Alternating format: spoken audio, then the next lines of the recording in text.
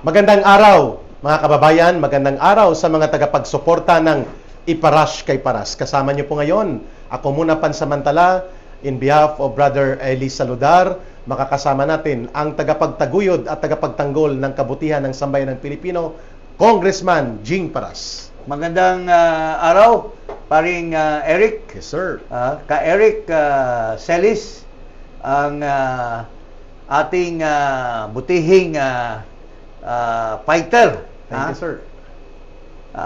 Lumalaban sa kabulastugan ng Marcos government at parating hinaharas, binibigyan ng mga kaso Kaliwat kanan ako. para lamang pilitin na tumahimik. Pero itong mga uri ng mga may paninindigan na katulad ni Ka-Eric ay hindi yan hihinto. Mabuti pa sa kanya ikulong kaysa patahimikin at tikong bibig sa mga katarantaduhan at mga pangyayari na pagnanakaw ng pera nitong gobyerno na ito laban sa ating mga kababayan. At mana ako dyan sa iyo, Congressman, because you inspire us in spite na you are already declaring na ayaw mo na sana ng mundo ng politika, pero nang makita mo na kailangang manindigan para sa mamamayan, hindi ka nag-atubili, hindi ka nagdalawang isip. And because of that, ang una naming pag-uusapan po sa segment na ito ng ating Iparash kay Paras, Congressman, ang daming reaksyon, overwhelming, all over the world, kung saan may mga Filipino communities and all over the country, ginulantang po, although expected natin, pero still may epekto pa rin po sa larangan ng mundo ng politika ang naging pahayag ni Vice President Sara Duterte na handa na niyang ibuwis at ialay ang kanyang buhay, lakas at sarili para sa pagiging Pangulo ng bansa at para maibalik ang tama at matuwid na panggobyerno sa prinsipyo ng gobyernong may tapang at malasakit. Congressman Jing, baybayin po natin ito.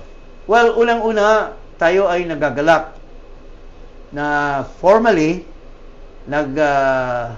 sabi na ang ating butihing Vice President na siya ay tatakbo bilang Pangulo sa susunod na presidential election. Pero ito po ay parang pinoformalize lang niya. Pero alam naman ng buong sambayanang Pilipino, magmula pa noong 2022 election, na maraming mga tagahanga at nagmamahal kay President Rodrigo Duterte na dismayado na hindi tumakbo si Vice President Sara Duterte. Yeah, exactly. Noong 2022. Kasi kung siya ay tumakbo, siya na ang siguradong Pangulo. Because sa survey pa lang noong 2022, at hinihikayat siya ng karamihan ng mga supporters ni President Duterte na tumakbo siyang presidente, hindi naman siya selfish. Yeah. She even settled to run for Vice mayor of Davao City. Mayor muna. Pero siguro nakita niya yung opportunity na magiging vice presidente, tinanggap niya. Even if she was show-in for the presidency. Di ba, paring Eric? I agree. So, hindi na yan bago. Noong 2022 pa lang, siya na dapat ang presidente. Tama. So, good point. For saying now that she wants to be president for 2028, it's a long overdue. Yeah. Dapat, ngayon dapat, hindi tayo magkaganito. Hindi maging kabulastugan ang nangyayari sa ating bansa. Kung tinuloy niya yung hangad ng mga 32 million people na maging presidente siya. Which brings me to my question. Yes. Kasi ang take-off ng kanyang pahayag kahapon, Congressman Jing, mga kababayan, ay humingi siya ng kapatawaran. Yes. Kung bakit niya tinulungan at sinuportahan ang pagtakbo bilang Pangulo ni Marcos Jr., which brings me to the point na binanggit ni Congressman Jing sapagkat the presidency was actually offered to her by the people Yes. way ahead before Yes. siya tumulong kay Marcos Jr. Your take on that paghingi ng kapatawaran? Talagang tunay yan galing sa puso ng ating Vice Presidente. Dahil nagsisi siya at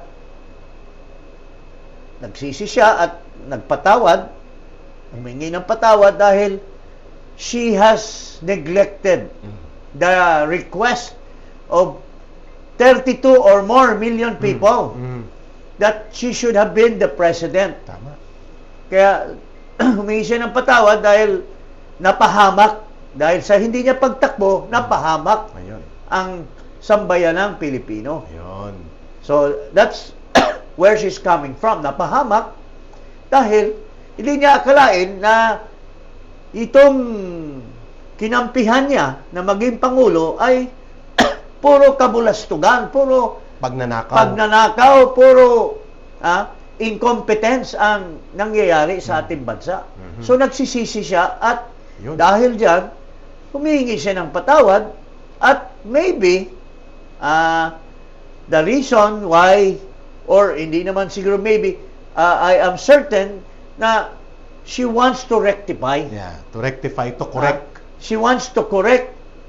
At sa 2028, siguro feeling niya, maski na sinabi na niya na baka wala na tayong Pilipinas na makikita in 2028, pero may pag-asa pa rin siya. Yeah. Na kung siyang maging Pangulo, pwede pa niyang baliktarin ang pangyayari ngayon. Ayun, maganda. Na mahahabol pa na mabalik sa kalagayan na maganda ang buhay ng taong bayan. Tulad ng ginagawa nung panahon ng tatay niya. Bilang former Political Affairs Secretary, advisor to the President with the rank of a Cabinet Secretary on Political Affairs, hindi maiwasang mapansin ng mamamayan yung kanyang pagbibigay diin, Congressman Jing, doon sa ibalik natin ang tapang at malasakit sa isang matino at matuwid na panggobyerno. Walang ibang reference yun, Congressman Jing, kung hindi ang pagbabalik tanaw sa naging paglilingkod ng administrasyon ng tatay niya in which you were part of. Tama ba? Yes. Hindi naman maiwasan since time immemorial.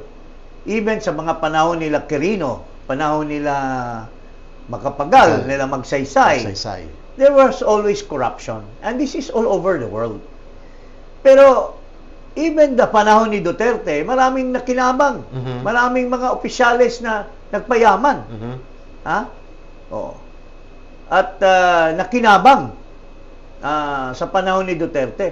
Pero corruption still prevailed during that time. But ito 1,000 times. Garapalan dito. At malubha.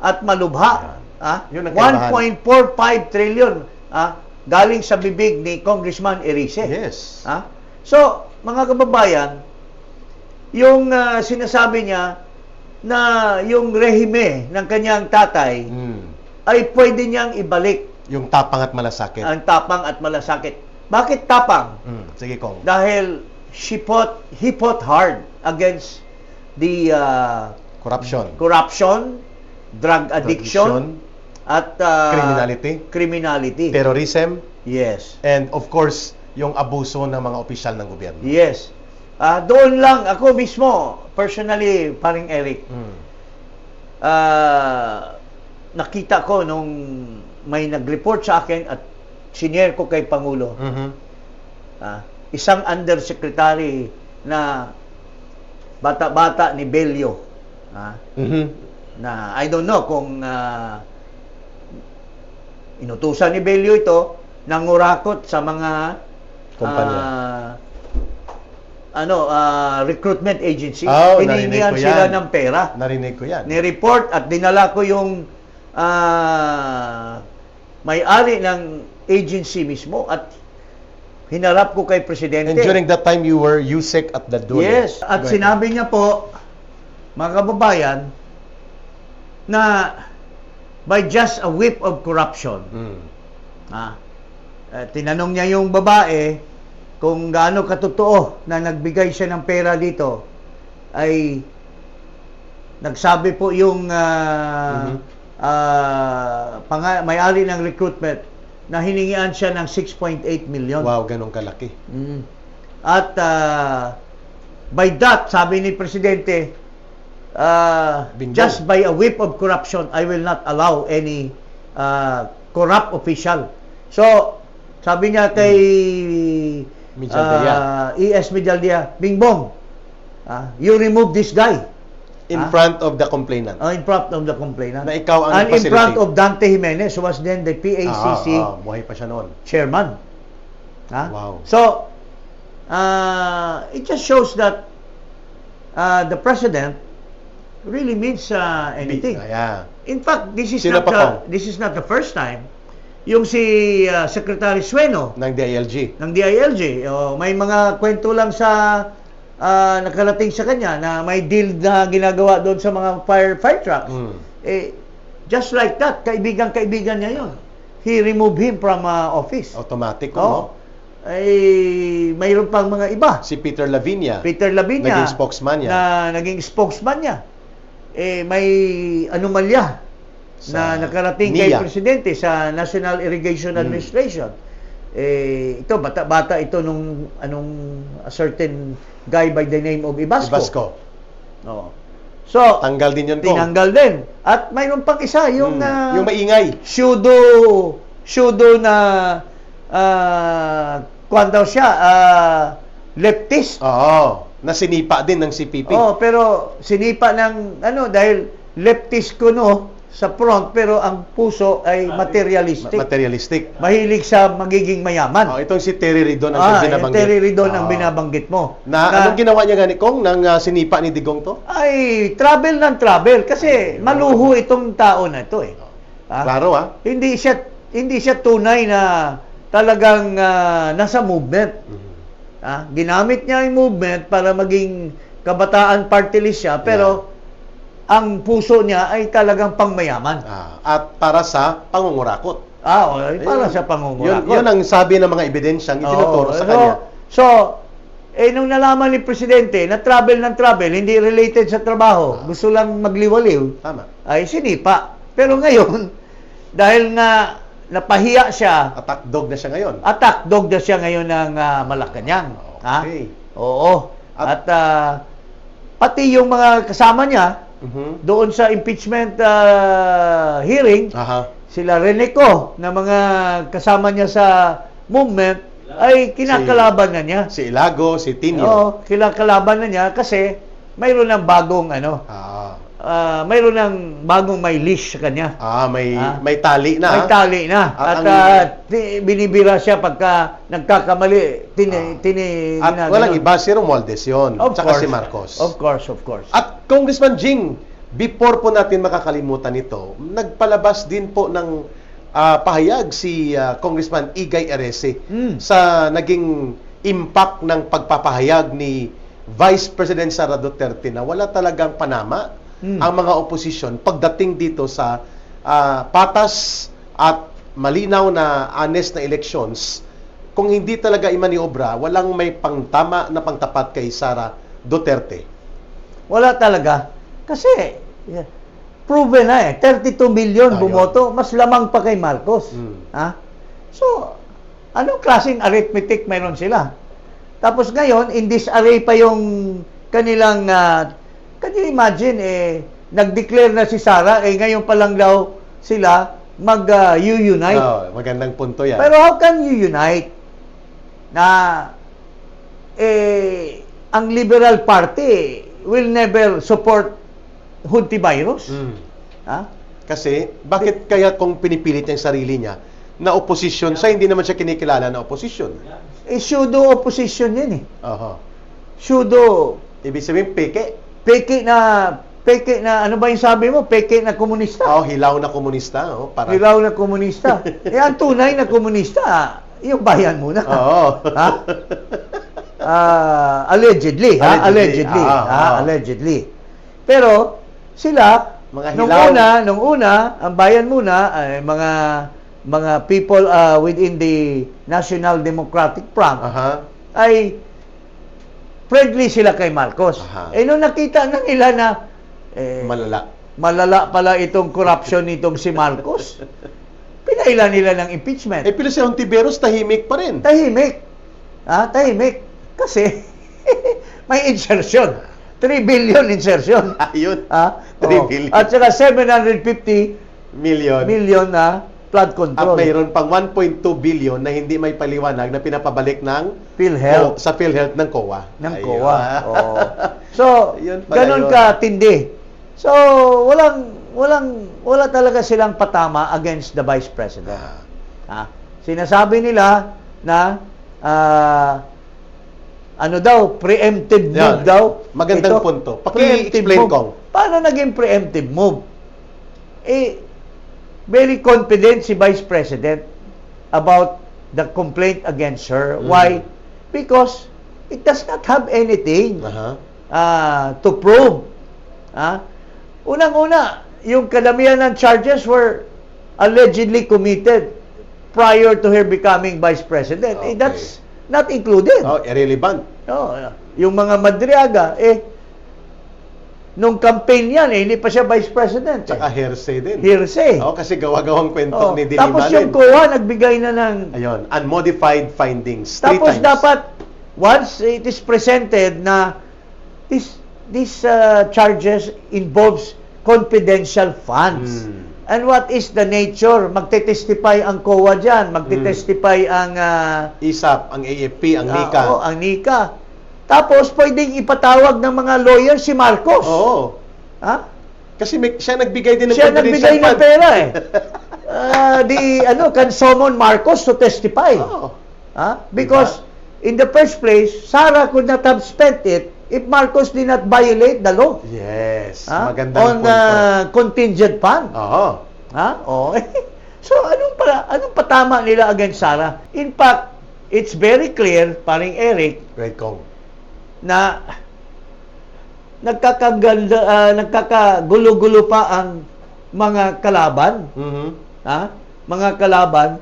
Kasi parating sinasabi nitong Hontiveros, itong ambisyosa na hindi pa nga nakapag-account sa kanyang mga PhilHealth na na kasalanan. kasalanan, gusto pang maging presidente. Sinabi ni Tunying, ang laki-laki ng insertion, 750 million yung flood control. Then 3 billion ang insertions under sa kanya. Oo. Gustong sabihin, we will unite, mag-unite pa lang kayo.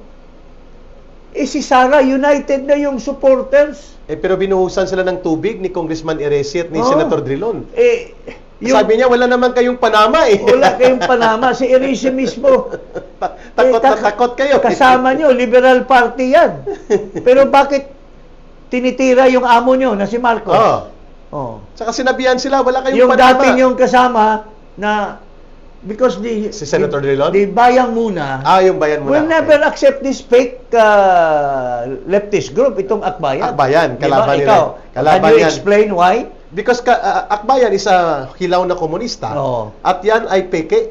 At kalaban ng CPP, NPA, NDF. Binabanata nila yan. Yung CPP, NPA group ng mga Akbayan, mga Bayan Muna, mga anak bayan, mga Gabriela. Gabriela, nung una, friendly.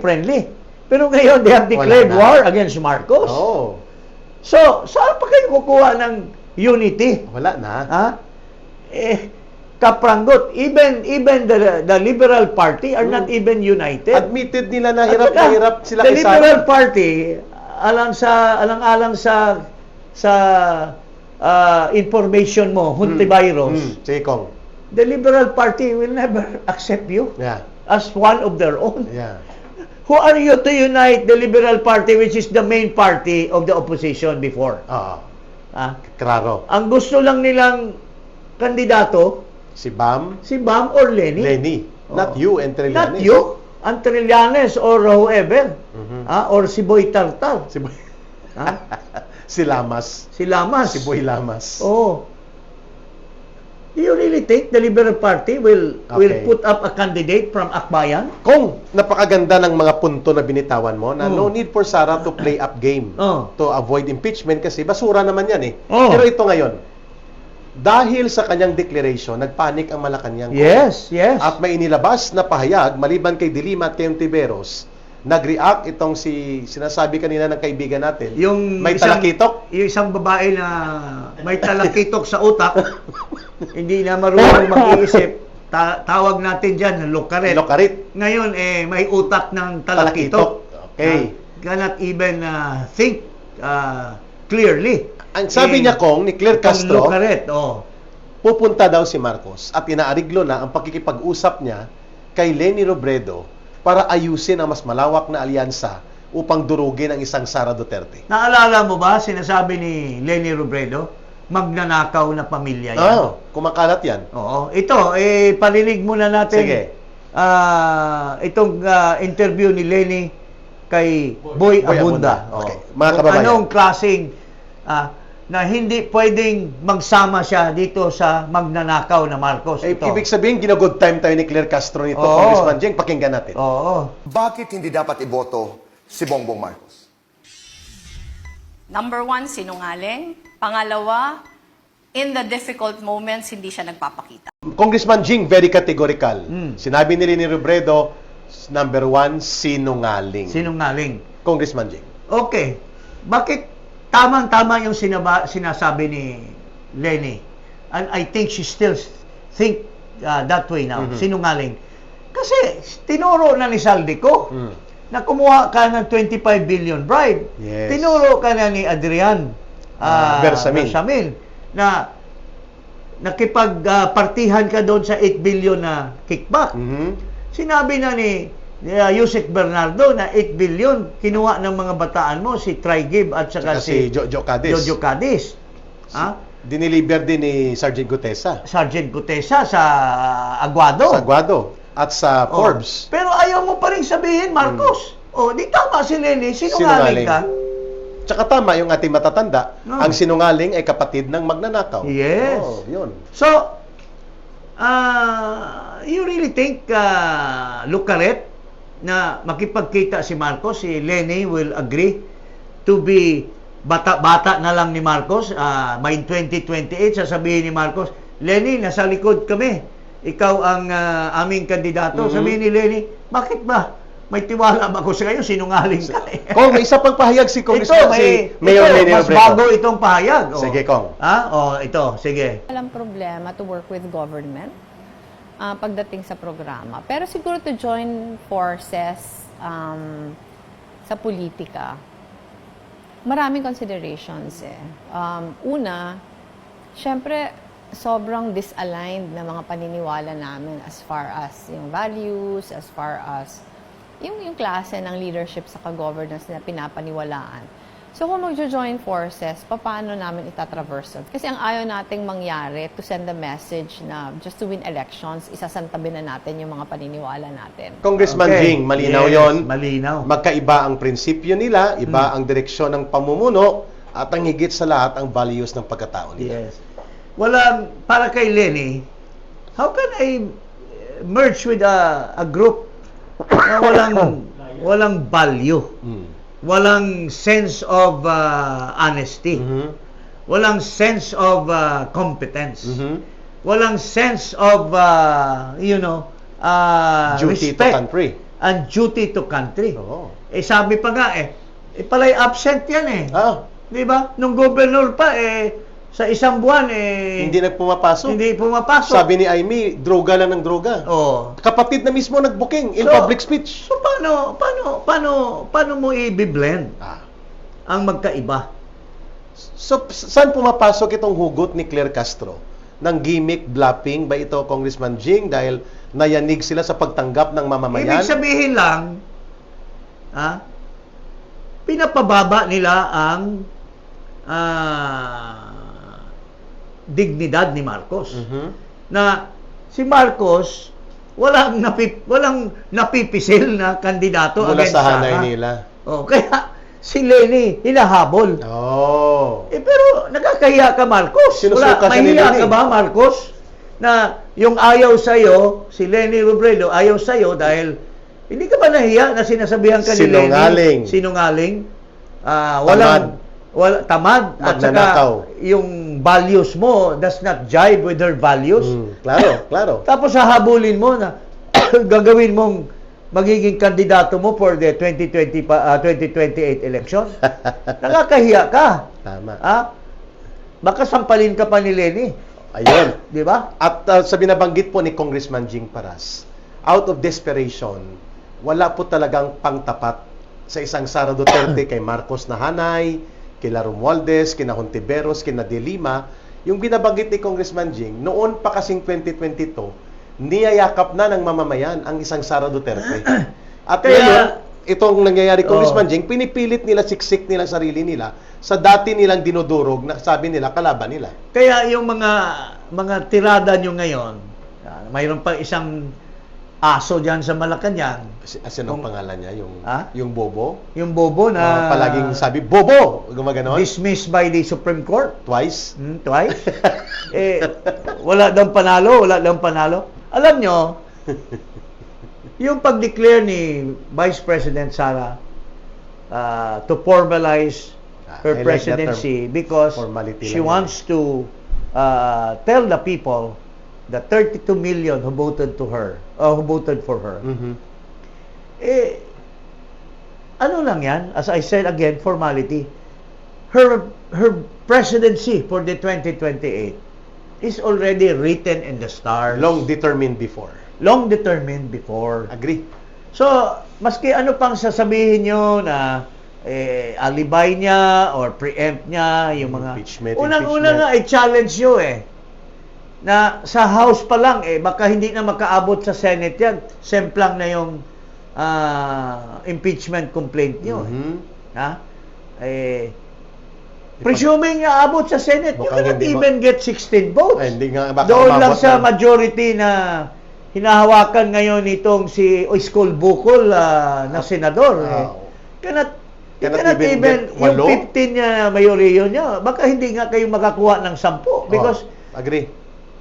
mayroon diyang dalawang magkapatid, hindi yan boboto against Sara. Si Mark at saka si Camille. Si Subiri, I challenge you. Malamang hindi yan boboto. Hindi yan boboto Si ng Loren impeachment. Legarda. Pwede si Loren. Oo. Si Cayetano, Si kapatid Pia. niya yung minority floor Oo, leader. 5 na. Oo. So, saan Si kayo, JBRC ito, malang malabo saan magboto kayo yan. kukuha ng 16? Eka nga. Tama. May punto ka ko. Ibig Tapos, sabihin, bakit boboto sa inyo si Joel, si Jinggoy. Si at Chis. saka si Chis, ginagawa niyo ng Sangkalan. trump-up cases sangkala nila. Oo, para lang ipakita ni Marcos Na may big fish. may big fish, pero isasakripisyo yung mga senador. Yeah. When in fact, ang tinuro ng mga diskaya, ang tinuro ng mga iba pang mga contractor ay mga congressman. Oo, at saka ang big fish si Marcos at si Si Romualdez. Marcos at si Romualdez, bakit nyo isasamtabi dito kay Chis, kay Joel at Kay Jinggoy. kay Jinggoy? Oo. Sabihin nila Jinggoy nila, bakit kami papayag na mat-impeach si Sara? Dapat nga ang matanggal ikaw, Marcos. Yes. Ha? Kasi ikaw ang number 1 big fish, And- number 2 big fish yung Si pinsan mo. Romualdez. And Kong, hindi lang pananakot ng pangharas ng kaso sa 3 senador. Ginamit pa ang ICC No. para patukutin si Bato de la Rosa at saka si Bongo. Yes. Tinatakot. In fact, yung lawyer na pangit na babae ng Si Conte. Conte ba yun? Kwan yan Kong, komunistang terorista ang Oo. pinagtatanggol nun. Oo. CPP lawyer Kaya yun. nga ang pangalan Conte dahil Conte lang ang maayos sa itsura. kanya. Oh. Conte lang ang itsura. Ha? Oh, sabi Naubuto nga niya na ako, mismo, the ICC has not issued a warrant of arrest. Yes. Kaya lang, ito lang, ako lang with due respect. Sige Kong. Kaibigan ko ito si Bato. Pero, paring Bato, kung nakikinig ka, huwag ka namang magiging duwag. Face the music. Just like your idol, PRRD. PRRD, in fact, waited for the ICC to come to him. Which pag-uusapan natin Kong. Ha? Hold your Ikaw fire, ba to, nagtatago ka, nakakahiya ka para sa mga grupo ng mga kaduterte. Ikukunin daw siya kung at dudukutin na wala ng tsansa na makakalabas. Para ka namang hindi nag-aaral eh. Mayroon bang ganun? Si Digo nga dinukot daw. Dinukot kasi hindi natatakot. Mhm. So, dapat lumantad si Bato. Lumantad ka at magpadukot ka eh. Walang kasama si PRRD dito doon eh. Kung talagang dukutin ka, ipaglaban natin. People ang will stand by pagdukit. him. People will stand by you, pero don't be afraid. Don't be like, sino ba yan? Kaya ni Marcos, takot sa pananagutan. Sinungaling. Huwag kang ganun, paring Bato de la Rosa. Idol pa naman kita. Ngayon, medyo half na lang yung pag-idolize ko sa'yo dahil nagduduwag ka. Which pag-usapan natin, Kong, Okay. sa next episode Yes. namin. Congressman Jing Paras, yung iyong huling pananalita sa episode na ito, please, sa ating mga kababayan.